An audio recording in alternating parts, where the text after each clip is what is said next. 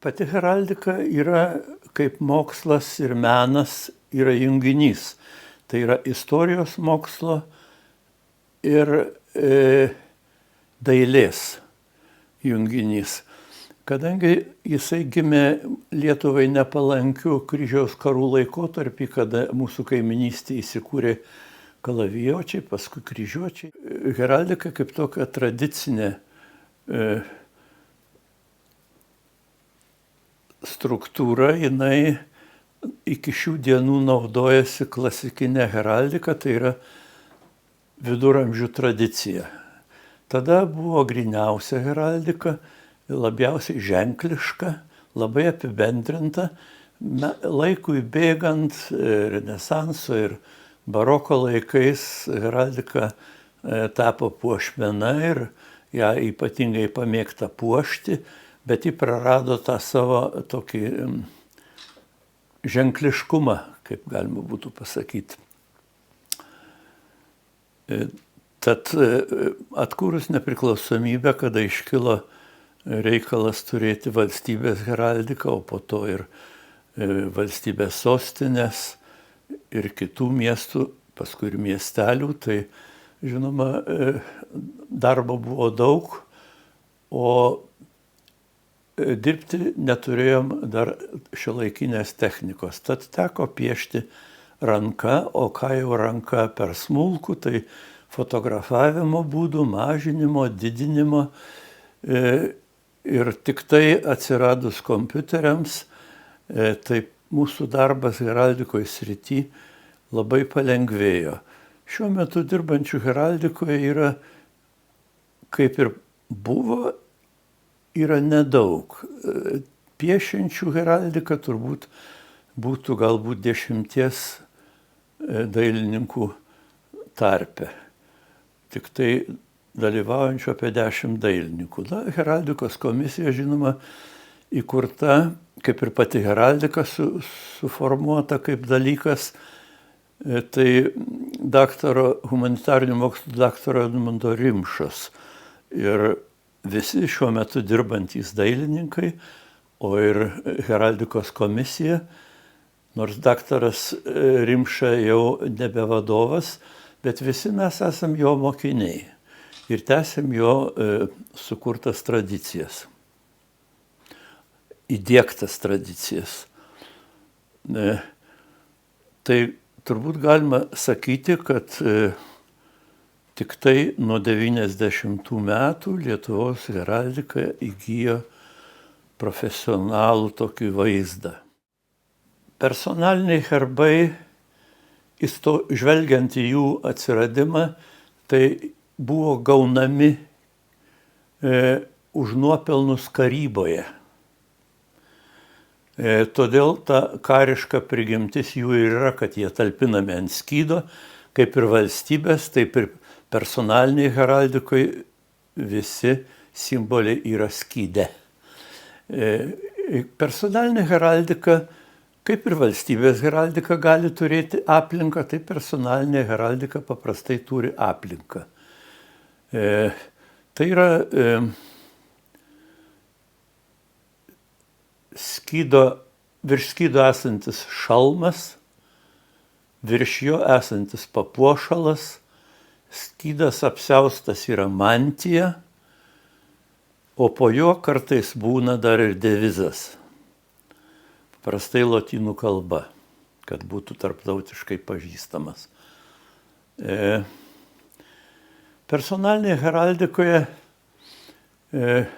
apsiaustas vaizduoja kryžiuočio jojančio į Jeruzalę sukruvintą ir suplėšytą apsiaustą, kuris saugo jį nuo kaitros pietų saulės.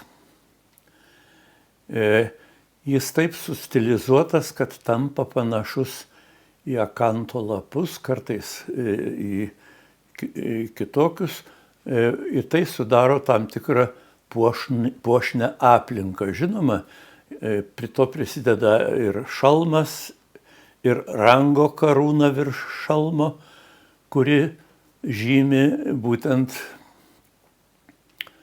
kad šis herbas yra suteiktas karaliaus privilegija už karinius nuopelnus. Naujoji heraldika taip pat remiasi klasikinė heraldika personalinė. Ji turi tik tai vieną skirtumą, kad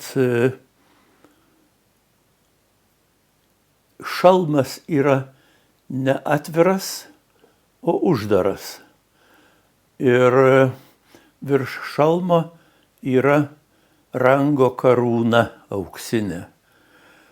O naujai kurtieji herbai rango karūnos neturi, vietoj jos vadinamas heraldiškas vainikėlis yra, toks supintas iš 2 spalvų. Jisai yra dedamas ant šalmo, o virš šalmo papuošalas. Kilmingųjų heraldikoje papuošalai buvo nemažai variantų, bet turbūt nemažai jų buvo tam tikra prasme gal ir standartiniai, kaip antai povo plunksnos ar strauso plunksnos. Na ir paskui būdavo atkartojama papuošalė figūra esanti herbo skyde, išimama iš skydo ir kaip simbolis naudojama papuošalui. Būna atvejų, kad pats užsakovas turi savo idėją herbo skydo simboliui. Bet dažniausiai užsakovas nori daug simbolių sudėti į herbą.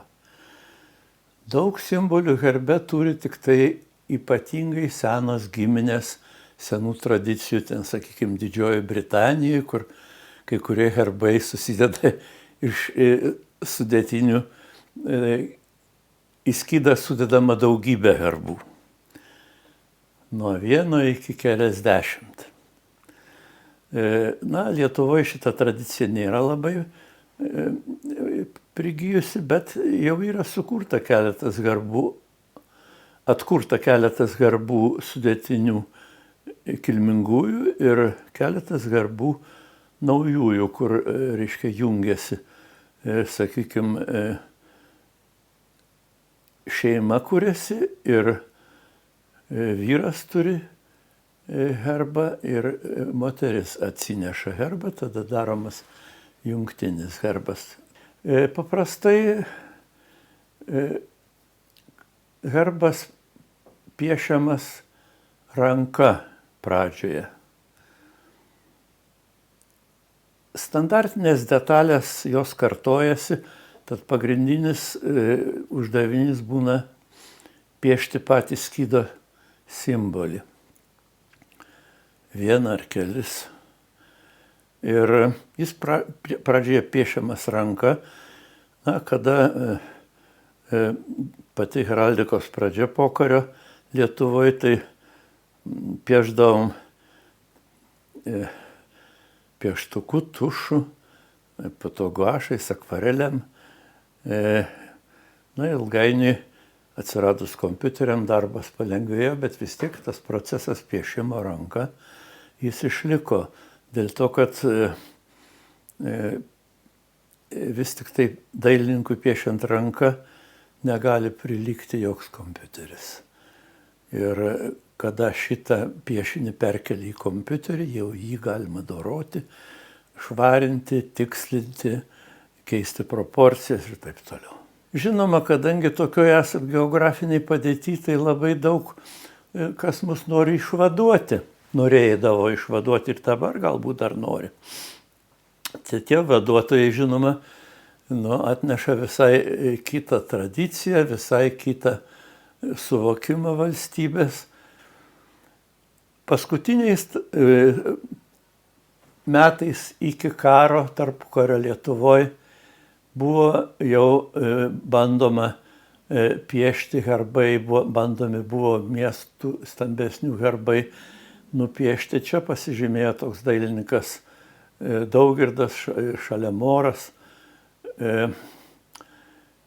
Bet jie buvo daugiau kopijuojami nuo svetimų herbų arba nuo panašių herbų ir su tradicijomis klasikinėmis jie turėjo mažą bendro.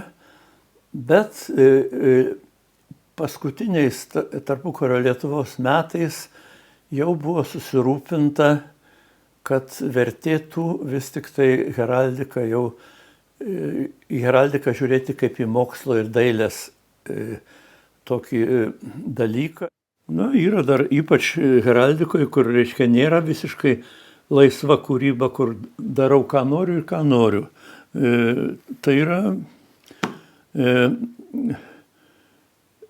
produktas visuomeniai ir tikslas, kad interpretacija būtų daugmaž visų žiūrinčių vienoda.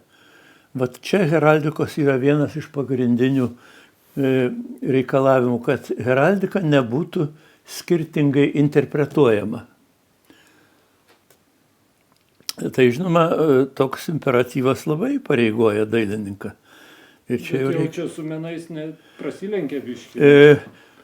Aplamai heraldika nėra saviraiška. Tai heraldinis piešinys turbūt kaip ir ženklas, emblema, ar kaip dabar įprasta sakyti, gali būti ir logotipas. Tai yra toksai koncentruotas piešinys, kuris turi aiškiai matytis kaip ženklas ir turėti aiškiai informaciją žmogui, reiškia, kuris mato žmonių grupiai. Ir heraldika, kaip ir viskas, kas, sakykime, funkciškai ir gerai padaryta ir atsiradusi mūšio lauke, būtent viduramžiais, kada žmonės kariavo veidas į veidą ir tie skiriamieji ženklai buvo svarbus atpažinti savus būrius nuo svetimų. Dėl to susidėliojusios taisyklės paišymo yra būtent informacijos perdavimo greito ir tokio suprantamo. Tai va tas piešinys turi būti greitai ir aiškiai suprantamas, apie ką tai šnekama. Gal taip trumpai reikėtų pasakyti. Gyvūnų vaizdavimas heraldikoje be abejo yra toks sudėtingesnis dalykas, kaip ir turbūt bet kokioje ženklodaro ir simbolikoje. Dėl to, kad jeigu ten geometrinės figūras paišai ar kokias tai raidės dėlioji, tai gali ten vadovautis kažkokiais tai kompozicijos dėsniais. Bet kada paišai gyvūną, tai tiesiog nupiešia arba nenupiešia. Antras dalykas, pozos reikalingos paišyme tokios, kad tas gyvūnas vėlgi kaip ženklas būtų aiškiai suprantamas. Tarkim, jeigu gyvūnas yra paišomas iš šono, tarkim, arklys, ar ne, su visom aiškiom 4 kojom, ten galvos poza, uodega, jisai suprantamas žmogui, bet jeigu mes ženkle, pavyzdžiui, piešime arklį iš priekio, tai iš tolo mes jo nesuprasime, jisai bus kažkoks tai neaiškus daiktas. Taip kad va tos pozos yra jos beveik nekintančios, ten detalių kitimai, bet jos yra aiškiai suprantamos. Tai vėlgi tokia informacijos perdavimo piešinio strategija. Vėlgi heraldikoje, kadangi atėjęs piešinys iš karybos, senoji toje heraldikoje, skirtingai, tarkim, nuo komercinių kažkokių simbolių, kurie paišomi verslams, tai heraldikos piešinys simbolizuojantis kažkokią bendruomenę, žmogų, kuris gina savo kraštą, kovoja dažniausiai. Ir dėl to jo nagai, tarkim, jeigu tai būtų liūtas ar koks nors ten leopardas, yra vadinami ginklai, ar ten šerno iltis yra ginklai, jie yra išdidėję, išdidinti, burnos iššieptos, nasrai iššiepti. Tai reiškia, kad šitas gyvūnas pasiruošęs ginti savo kraštą, žmonės, vertybės. Ir tai heraldikoje vadinami ginklai. Dėl to žmogui žiūrint kartais gali atrodyti, kad ten kažkokios galūnės labai išdidintos ar išdidėjusios, ar tas pats piešinys nenatūralus. Bet vėlgi priminsiu, tai yra informacijos perdavimui svarbu. Atsikūrus Lietuvos valstybei, Lietuvos valstybė taip pat pradėjo atkūrinėti ir senuosius simbolius. Mes tų senųjų simbolių neturime tiek daug, bet turime. Tai yra dar prieš abiejų tautų Respublikos padalinimą trečiai Lenkijos karaliaus ir Lietuvos didžiojo kunigaikščio suteikti herbai, pavyzdžiui, kaip Prienų minėtas, ar Josvainių, jų yra ir daugiau. Tai atkūrimas reiškia, kad tu gauni istoriko medžiagą surinktą arba kartais ir pats, kur tai bandai rasti, bet dažniausiai istorikų. Ir pagal istorikų medžiagą šitą piešinį bandai pritaikyti nūdienai ir įvesti į bendrą valstybės ženklų sistemą, nes dabartinė heraldika yra įvesta į tam tikrą sistemą, naudojamas, pavyzdžiui, vėlyvosios gotikos skydas, kas reiškia, kad Lietuvos valstybės heraldika prasidėjo nuo vėlyvosios gotikos laikotarpio. Ir tam tikri stilistiniai vėlgi ypatumai. Valstybiniai heraldikoje, kas yra, kad autorystė arba toks noras išsiskirti kaip autoriui gali padaryti meškos paslaugą ir valstybinę simboliką padaryti nevienalytę. Tai šiuo atveju, kaip ir kažkokioj bažnytiniai, pavyzdžiui, simbolikoje, taip ir valstybiniai simbolikoje, visgi valstybė yra svarbiau už autorių ar už jo kažkokius tai ten, nežinau, pasirodymus. Kaip tokia. Tai institucijos mokslo ir kitos institucijos, valstybė aišku suinteresuota, kad jos institucijos ir galbūt mokslo įstaigos, kurios yra finansuojamos dalinai iš valstybės biudžeto, būtų vėlgi toj bendroj simbolikos sistemoje. Dėl to heraldikos komisija išreiškus norą, pavyzdžiui, kokiai aukštai mokyklai savo ženklodarą formuoti heraldikos pagrindų, mielai sutinka ir padeda tai padaryti. Kaip pavyzdžiui, LSMU yra toksai, tai jos pavadinime Lietuvos sveikatos mokslo universitetas. Pats žodis Lietuvos, jisai leidžia jiems pretenduoti į vytį, į raitelį valstybės simbolį. Na ir tada toliau dėliojasi visi kiti simboliai. Ten Sklapijaus lazda, pavyzdžiui, gyvatepsė apsivijusi apie lazdą, graikų laikus siekiantis simbolis. Knyga atversta, vėlgi toksai senas universitetų simbolis. Ir taip, ir kas dar yra, kada naudojama valstybinė heraldika, ar pavyzdžiui Vilniaus universiteto ar sveikatos mokslo universiteto, kada jie važiuoja ar kažkur komunikuoja savo ženklodaroje turėdami vytį valstybinį simbolį, kažkur kitur, ten mūgėse susitikdami su kolegomis, jiems yra lengviau prisistatyti dėl to, kad jau jie yra pažįstami per mūsų prezidentų vizitus, per mūsų vyriausybės vizitus. Ir tas liktai toks neoriginalumas, buvimas bendroje simbolikos sistemoje heraldinėje, jisai leidžia taupyti marketingo kaštus, kitaip sakant, būti atpažįstamiems. Labiau negu kad mažos šalies, koks tai universitetas, ten pasirašo 3 raides ir paskui jam reikia daugiau energijos įdėti, pavyzdžiui, kad jie atsimintų. O štai mūsų kokie krepšininkai ten laimėjo prieš, atrodo, aš nelabai žiūriu, prieš Amerikos rinktinę, su mūsų valstybės simbolika. Ir važiuoja LSMU ir jau jinai yra atpažįstama, nes krūva ten kažkokių gerbėjų. Tai tas simbolikos buvimas, heraldinės simbolikos, yra sena tradicija. Tokio. Nes universitetas irgi yra valstybė, kaip tai yra mūsų valstybė. Vyskupų heraldika taip pat. Vyskupai, aš nesu bažnytinės, aišku, čia žinovas teisės, bet vyskupai turi teisę turėti savo simbolius nuo seno, savo herbus. Tiesa, kai kurių simbolių atsisako, valdžios simbolių, pavyzdžiui, nenaudoja, kaip mitra, vyskupo kepurė, kur nusako, kad vyskupas turi ne tik tai titulą, bet ir valdžią. Tarkim, kažkokią tai, tą vadovauja katedrai bazilikai. Tarkim, tai iš jų nenaudoja. Šiais laikais bažnyčia, taip pat katalikų bažnyčia, kurios aš simboliką labiau žinau, jinai, pavadinkim taip, demokratėja stipriai. O pati konstrukcija ir logika arba sąranga pačios heraldikos yra panaši kaip ir paprastai heraldikos.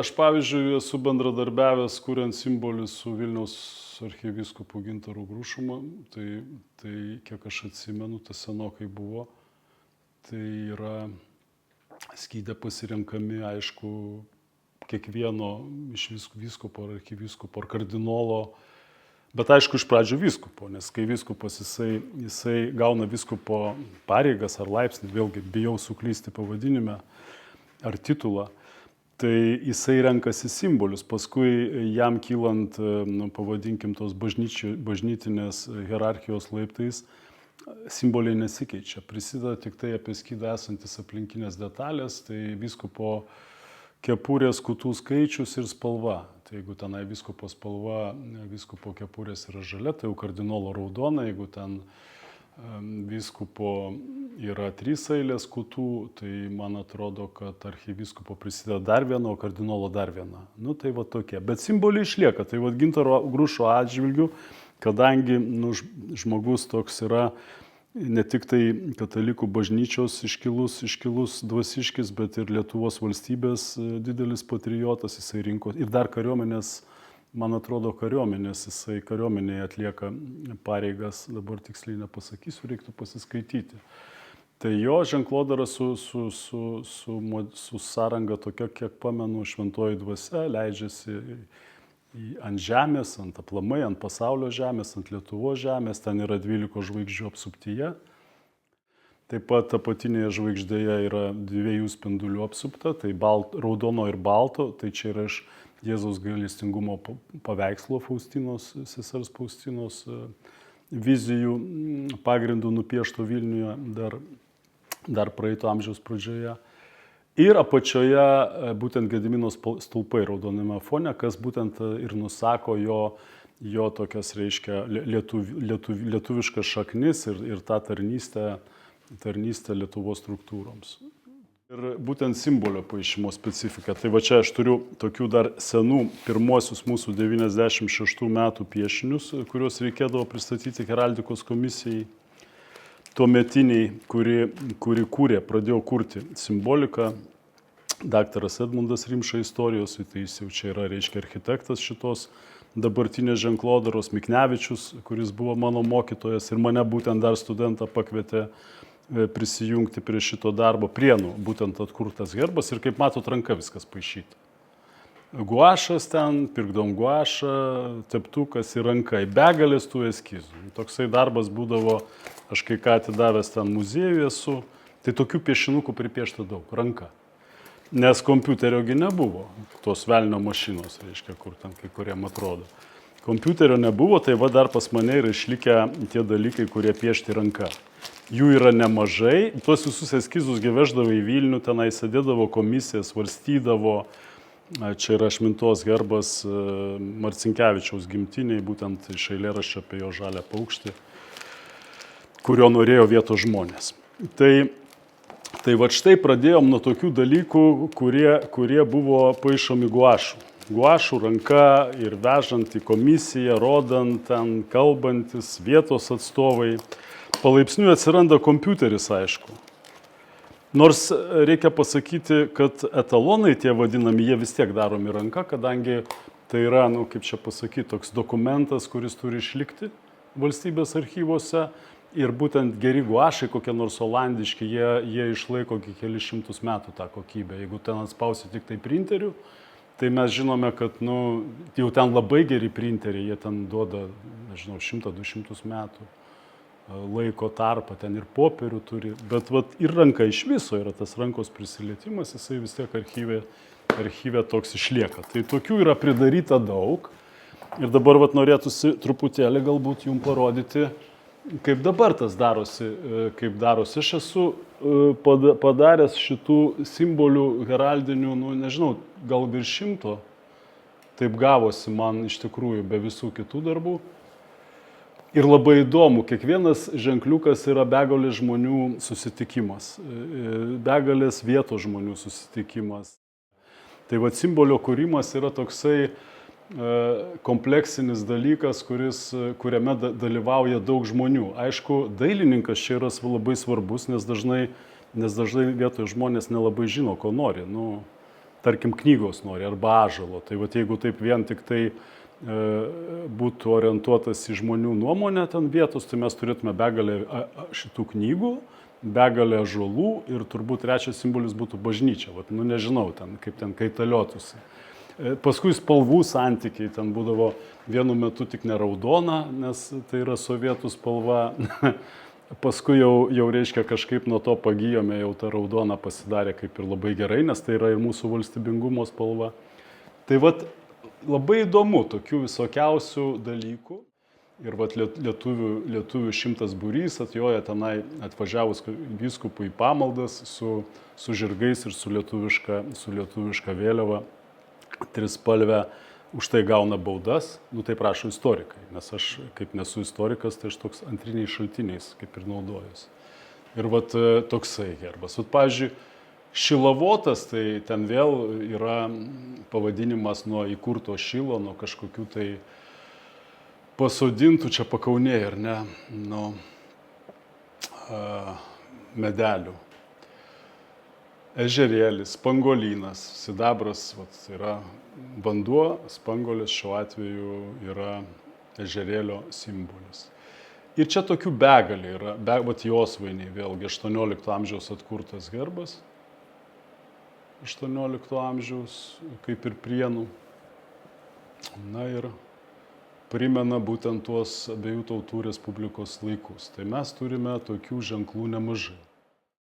Ir vieta ta svarbiausia, kuri arčiausiai priešo ir, nu taip grubiai sakant, arčiausiai dangaus.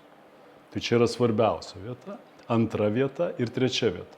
Nu tai pavyzdžiui, mes čia turime Kauno jau dabar kardinolo Sigito Tamkevičiaus heraldiką, su kuriuo man teko garbė dirbti. Tai pirma svarbiausia vieta pasakoja apie tai, kad jis priklauso jėzuitų ordinui.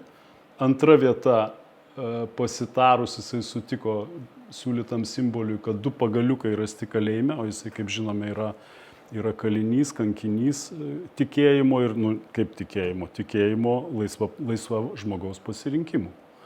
Tai surištas vargo kryželis, nu ir trečias laukas, tai yra Švento Petro ir Pauliaus simboliai, tai yra raktas ir nuleistas kalavijas, nes Paulius buvo karys ir paskui, kada jau reiškia eina keliu, taikos keliu, kalavijas nuleistas. Tai vat pirmi tokie 3. Nu ir dar sykį galbūt Grušo Gintaro archyvyskupo Vilniaus metropolito, kaip minėjau, štai šventa dvasia nusileidžianti ant žemės, taip pat jo sąryšis su Lietuvos valstybe, su Lietuvos institucijomis tengi yra, su kariuomenė, na ir mėlyna spalva viskas, kas su dvasingumu, su dangumis, ištikimybė ir taip toliau ir panašiai. Ir vat Vilniaus tas paveikslas, Jėzaus, gailestingojo Jėzaus paveikslas, jeigu atsimenat, ar net ant tie, reiškia, du spinduliai. Tai va tos yra apie vietas pagrindinės kažkokias svarbiausias.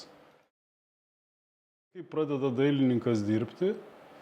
Dailininkasgi pradeda dirbti taip, kad jisai renkasi medžiagą.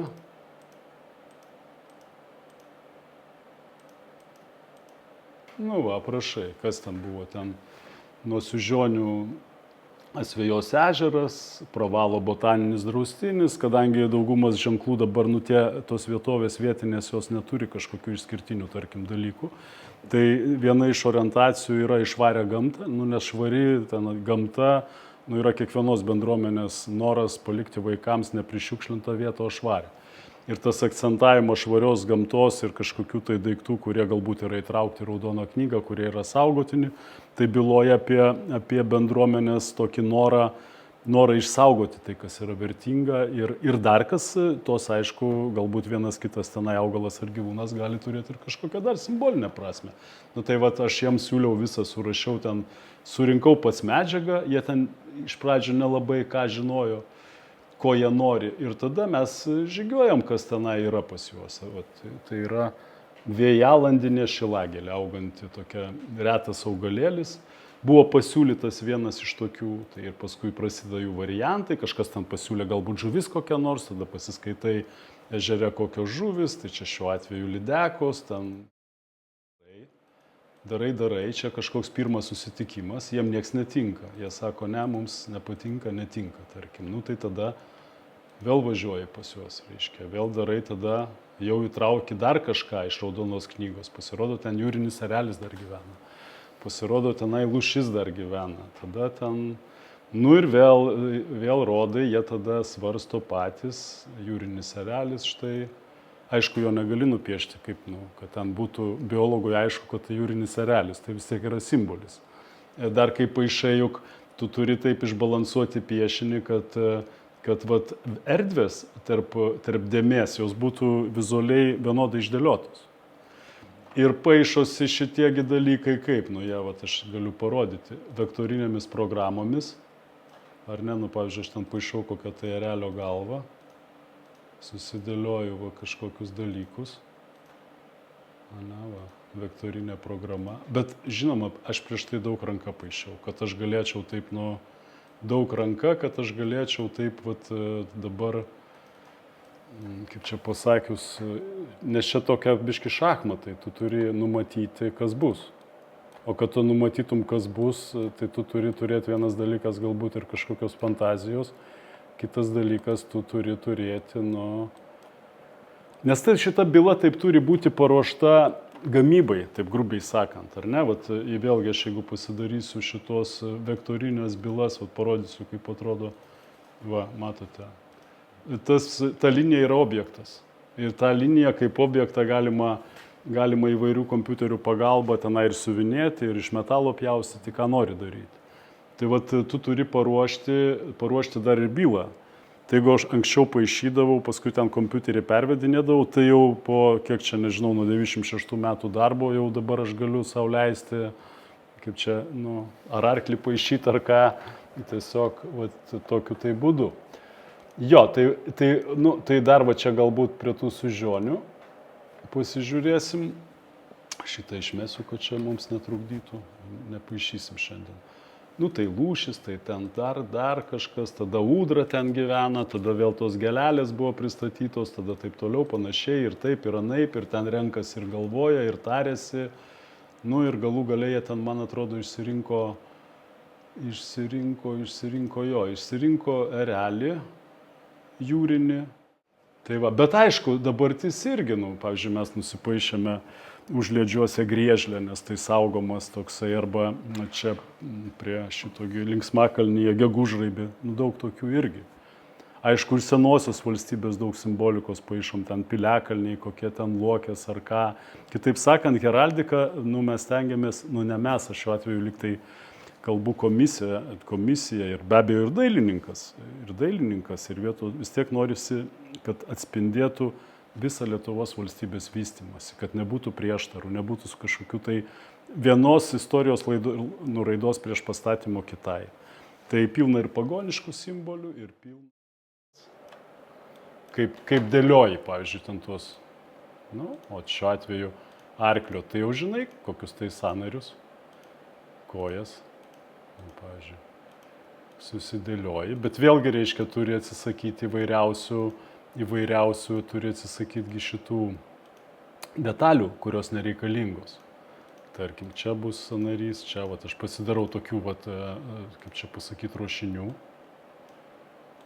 ruošinių pasidarau. Nes dar kas yra esmė ta, kad heraldikoje, pavyzdžiui, arba ženklodaroj, simbolikoje turi būti labai ryškiai matomas, jis vos įspraustas į foną. Aš tą dabar išsimsiu, pavyzdžiui, arkliuką į foną. Jisai vos įspraustas turi.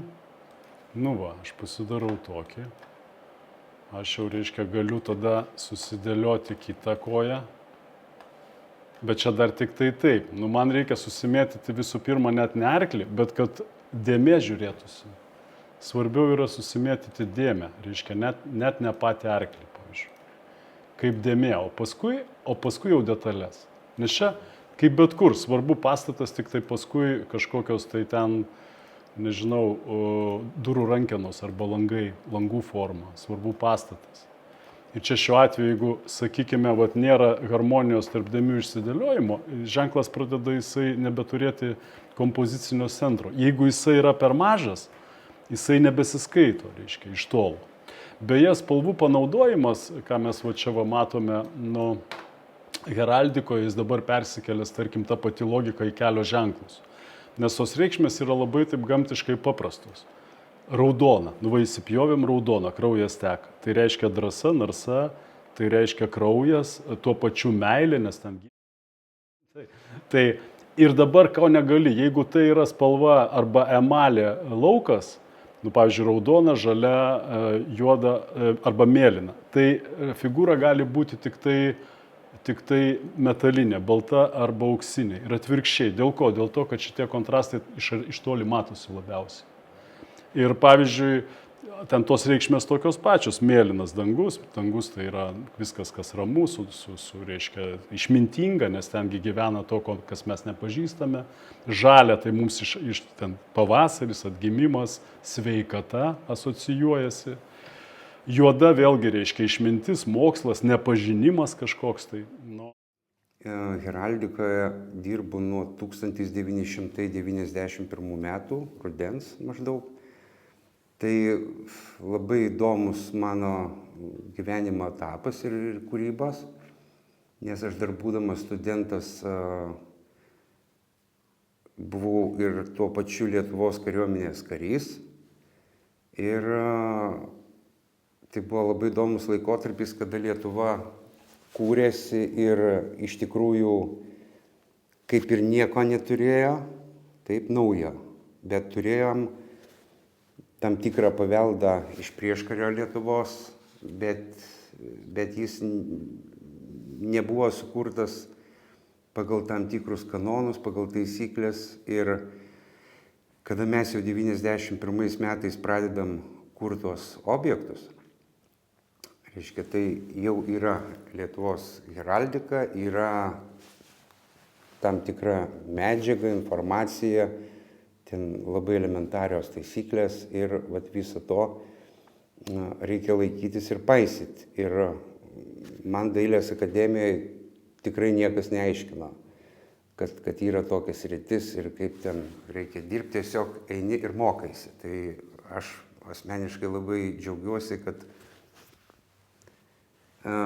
baigiau beveik antrą Dailės akademiją, tik tai ji buvo čia heraldikos komisijai, kadangi tie patys dėstytojai, profesoriai man ir alma mater dėstė ir čia paskui jau nebe kaip studentą, reiškia, bet kaip dailininką, kaip vykdytoją koregavo, taisė ir mokė. Heraldika turi gilias tradicijas. Ir aišku, kad Europoje tos tradicijos yra senesnės, bet kadangi mes turėjom savo valstybę jau giliais viduramžiais, tai ir mes perėmėm iš jų tam tikrus principus ir heraldika tapo mūsų valstybės dalimi.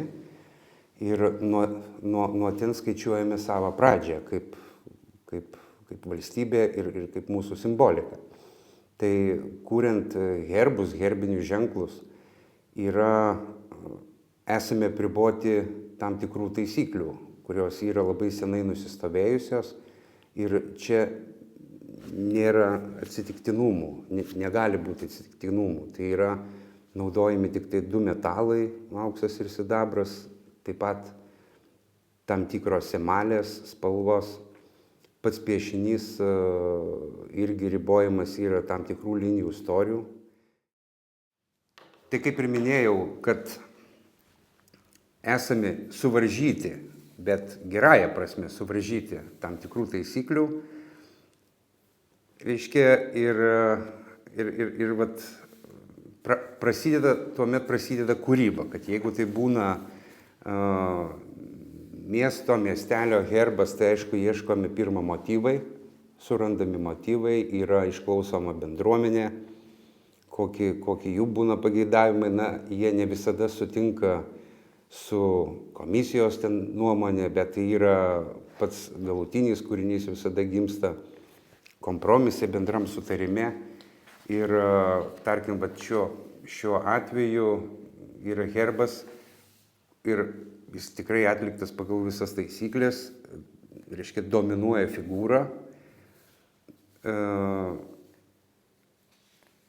Tai yra paimta Labanoro dūda, čia konkrečiai yra Labanoro herbas, ta dūda yra būdinga tik tai tam kraštui ir tai yra, kaip paveldas, yra įdėtas į tą herbą. Tai kita tema yra spalvos. spalvos yra nustatytos pagal tam tikrus katalogus, kadangi gyvename 21 amžiui, kada tas herbas yra tiražuojamas, spausdinamas, gaminamas ir taip toliau, tai kad visada būtų parinkta ta pati spalva, mes naudojamės tam tikrais pripažintais katalogais. Tai yra Pantone katalogas, yra taip pat RAL spalvų katalogas, nes jie turi savo specifinius skirtumus. Na ir, tarkim, tas pats herbas gali būti ir siuvinėtas, ir metalė pagamintas. Tai tuomet irgi yra apsprendžiami su gamintoju tie visi atspalviai,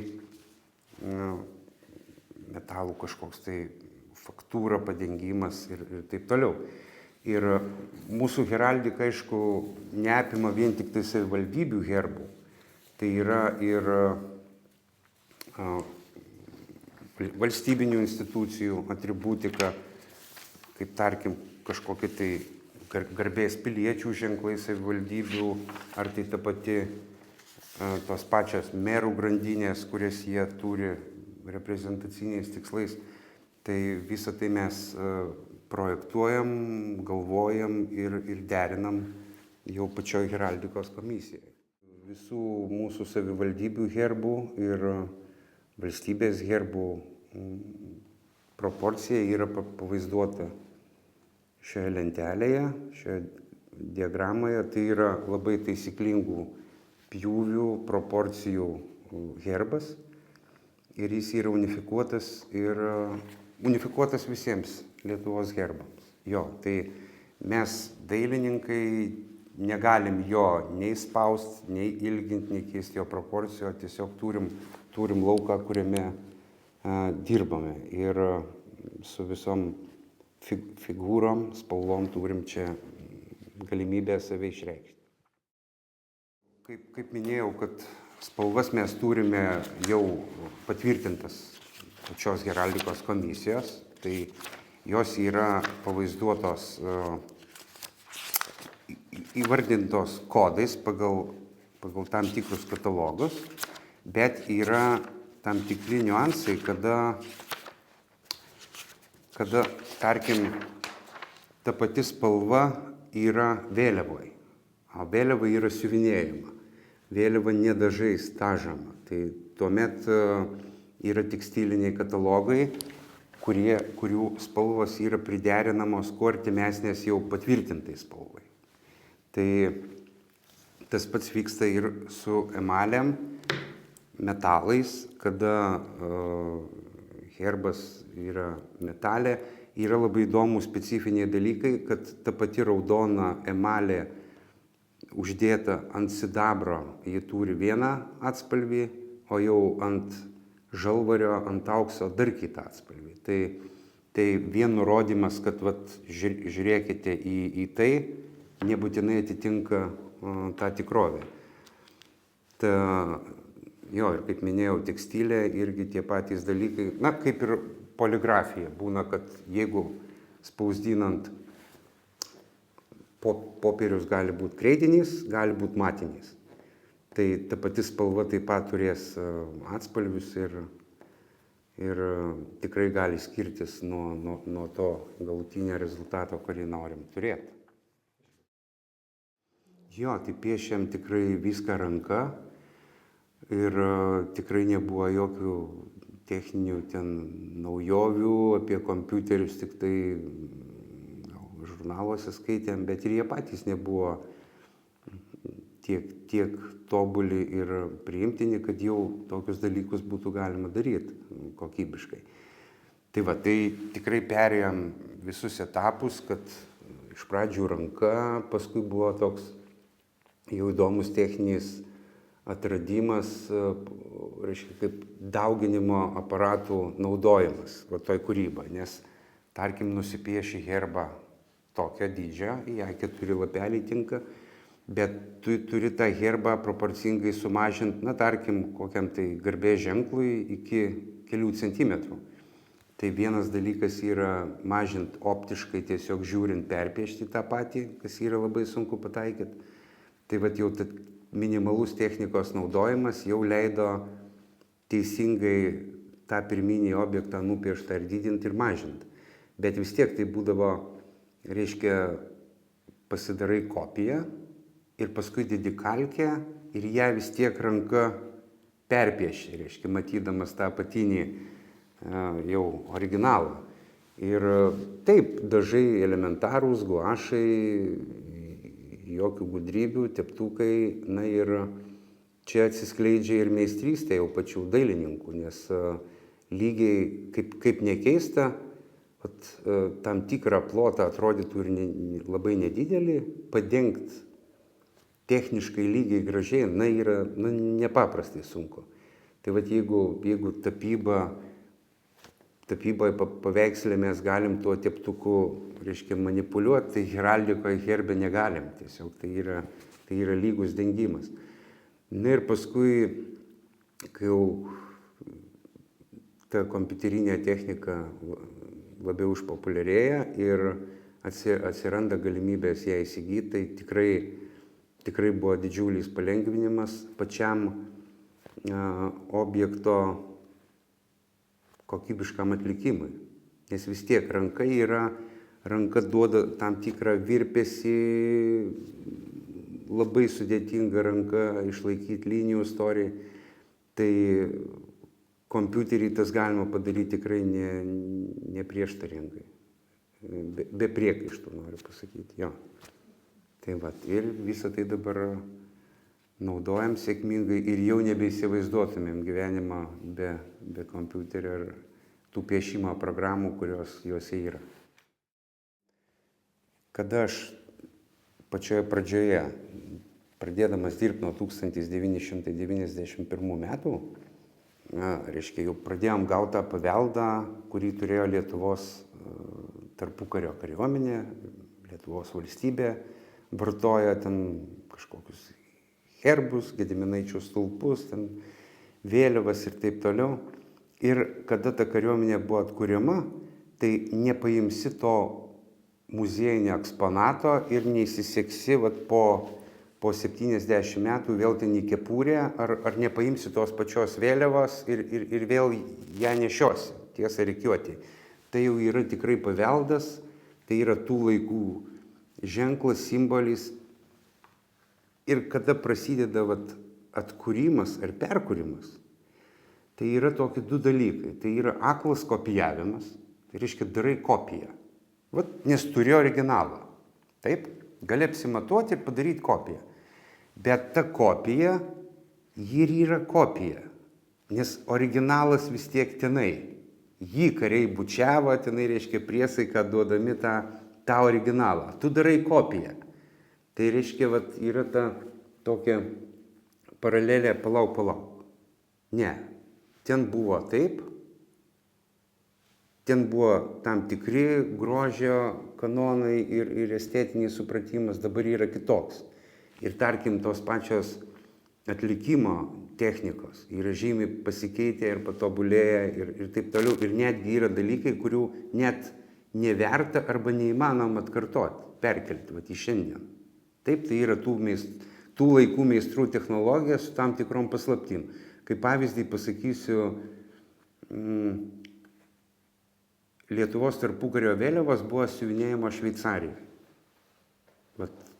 Kaip nebūtų keista, kainavo tikrai didelius pinigus, bet jinai yra net ant tų vėliavų yra tapybos elementų. Tiesiog kažkokiais tai dažais imta ir portretai neišsiuvinėti, bet ištapyti. Ir įsivaizduokit, audinys, jisgi juda, jis lūžinėja. Ne, yra tokie dalykai atlikti, kur tiesiog galvoja, kaip jie tai padarė. Tai šiai dienai to jau kaip ir nebereikia daryti. Ir tada gaunasi, kad toks reikalingas balansas, kad dvasia iš ten, tarkim, turi likti. Kitas klausimas, ar ten buvo ta dvasia. Bet jeigu ten kažkas tai yra tokia, ką pastebi ir pavyksta perkelti į tą naują, tai labai gerai, čia ir yra vadinama tradicija. Bet kada yra aklai kopijuojama ir kopijuojamas dalykas su klaidom, Tai aš sakau, kad čia ne tradicija, čia yra, reiškia, tų laikų žmonės, reiškia, dailininkai darė nepaisydami taisyklių, o mus jau varžo taisyklės, taip? Ir kada tu perkelinėjai tą patį, tu jų klaidų nebegali kartoti. Vat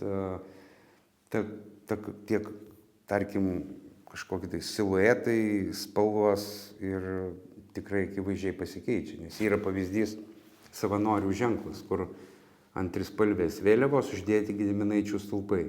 Nors jis yra jau istorinis ženklas, jį labai ten mėgsta savanoriai pirmieji Lietuvos kariuomenės ir šiai dienai nešioja, bet jis yra neoficialus, nes jis yra komisija nepatvirtintas, nes jis yra padarytas ne pagal taisyklės. Tai va tokių yra visokių niuansų. Kada herbai yra pateikiami jau komisijos tvirtinimui, tai yra variantas, kada vaizduojamas herbas visom spalvom ir yra sąlyginis vaizdavimas brūkšniais. Brūkšniais, taškais yra, gal ne brūkšniai, linijos, tiksliau taip, vertikalios, horizontalios. Ir joje kiekvienoje yra užkoduotas spalvos pavadinimas. Taip. Bet tai mes turime heraldikos taisyklėse apibrėžta ir vat, kaip pavyzdys, kad mėlyna spalva yra vaizduojama horizontaliomis linijomis. Auksas yra taškai, nes vat, žvaigždės yra auksas, tai taškais. Jeigu tai būtų sidabras, jeigu mes norim sąlyginai pavaizduoti sidabrą, tai tiesiog tuos taškus naikinam ir jau bus kodinis supratimas, čia po vieną, nesugrupuota, kad tai yra sidabras. Tai va, ir visas komplektas atrodo taip, kad yra vėliava, yra lauko vėliava, antspaudas. Čia dar iki reformos. O dabar kaip visa tai padaryta, tai va, tai aiškiai viskas yra iš atskirų detalių. Na ir ką, vieną nusipieši, paskui jas dedi ir prasideda komponavimas. Reiškia, ar labiau į šoną patraukti. Tai va, tai dabar jeigu tai būtų ne kompiuteris, tai čia ranka tu 10 kartų pieštum, nes va žiūrėkit, tik tai tos vėliavos, reiškia, žvaigždės atsidūrė vienam kampe, jau viena emocija. Čia bus kita emocija. Dabar galim padaryti, kad 180, tarkim, va. Tai, jau skrenda aukštyn, taip? Tai vat kompiuterio galimybės. Anksčiau, kad tu galėtum pavaizduoti tam tikrą variantą, imi ir tuos variantus pieši, nes ne visada žinai, kuris geriausias bus. Tai kam duoda tos galimybės? Arba dabar vat antspaudas, kaip ir minėjau, kad yra sumažinta versija. Vat, va. Nes būna komisijai pateikiami keli eskizai. Ne visada tas linijinis gali būti geriausias. Tai tokiu atveju, vat, kaip mes techniniam galimybėm greitai kūrėm. Nu va. Čia yra jau garbės ženklas, savivaldybės garbės ženklas, pagerbti nusipelniusiem piliečiam. Tai va, turim dabar tokį pavyzdį pagal valstybinių apdovanojimų sistemą, kad moterims yra toks specialus kaspinas ir tas ženklas kabinamas prie jo, o vyrams yra tiesiog kabinama juosta čia ant apykaklės. Bet iš tikrųjų dabar tikrai kūrėm laisvai ir kūrėm naujas tradicijas, taip sakykime. Jau žiūrės po 100 metų į mūsų darbus irgi kaip kaip į tam tikrą paveldą. Tai va.